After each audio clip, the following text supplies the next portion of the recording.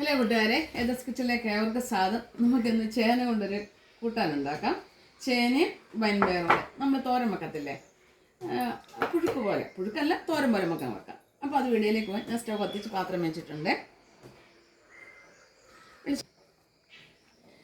തവ ചൂടായിട്ടുണ്ട്. ഞാൻ വെളിച്ചെണ്ണ ഒഴിക്കുകയാണ്.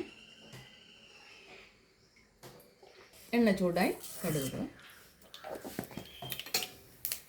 2 വറ്റൽമുളക്, കറിവേപ്പില,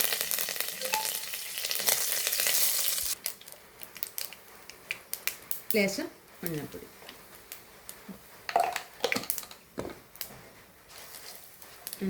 ചേന കണ്ട് ഇങ്ങനെയാണ് കണ്ടിച്ചേക്കുന്നത്, ചെറുതായിട്ട്.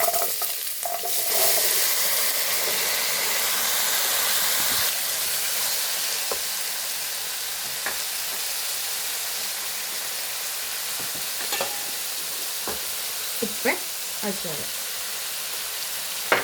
വെള്ളം വന്നതേ ഞാൻ വൻപയർ പുഴുങ്ങിയ വെള്ളമാണ്, അത് ഞാൻ ചേനയ്ക്കകത്തോട്ട് ഒഴിക്കുകയാണ്, കളയണ്ടല്ലോ.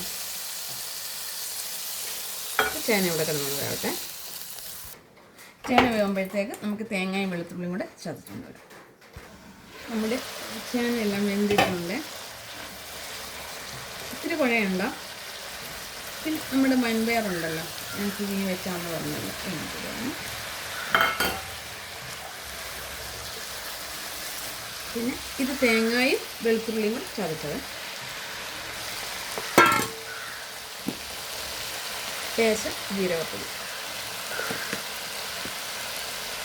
ഒരിച്ചിരി മുളക് പൊടി,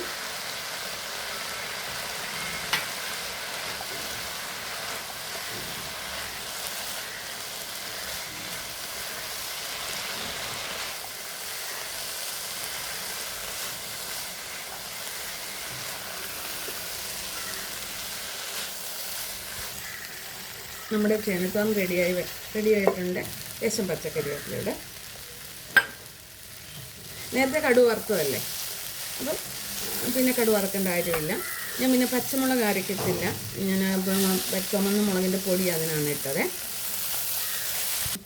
ഞാൻ ലേശം കുരുമുളക് പൊടി ഇടുന്നുണ്ട്. വൻപയർ തോരൻ വെക്കുമ്പോഴും വൻപയർ ഇടുമ്പോഴും ശേഷം കുരുമുളക് പൊടി ഇടുന്നത് നല്ലതാണ് കേട്ടോ. ചെറുപയറിന് ഞാൻ എടുക്കത്തില്ല, പക്ഷേ ഈ വൻപയർ എടുക്കുന്നതിന് ഇച്ചിരി കുരുമുളക് പൊടി നല്ലതാണ്. അപ്പം നമ്മുടെ തോരൻ കണ്ട് എല്ലാവരും വെക്കുന്നതാണ് ചേന തോരന്. ചേനയും ചെറുപയറോ വൻപയറോ കടലക്കയൊക്കെ ഇട്ട് തോരൻ വെക്കുന്നതാണ്. അപ്പോൾ ഈ തോരൻ നിങ്ങൾക്ക് ഇഷ്ടപ്പെട്ട ലൈക്ക് ചെയ്യാനും ഫോളോ ചെയ്യാനും മറക്കരുത്.